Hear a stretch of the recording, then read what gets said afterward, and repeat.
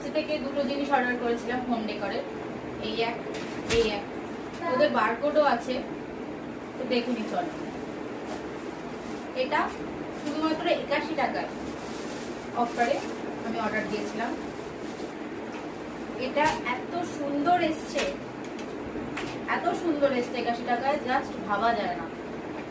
তো ভিডিওটা আমার যে জন্য করা, আমায় এত ভালো একটা ঘড়ি পাঠিয়েছে ওরা, চেক আউট। দেখো সব ভালো,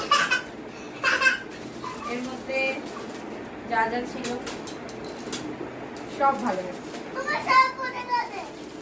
লাভ গুলো এসছে ভালো, ছোট ছোট লাভ গুলো এসছে, খুব সুন্দর। তো যেটা দেখানো ঘড়ি, সরে যা, আমরা দেবো ঘড়িটার কাটা আসেনি, কোনো মানে হয়? ঘড়ি এসছে কাটা আসেনি, তো আমি এই ঘড়ি দিয়ে কি করবো এখন? আমার মেয়েও বলছে তাই, তো ঘড়িটা কি কাজে লাগবে? একটা ছোট বাচ্চা যেটা জানে যে কাটা সেটা হয় না, সবসি লোকেরা জানে না। কি করবো আমি এখন এই ঘড়ি নিয়ে?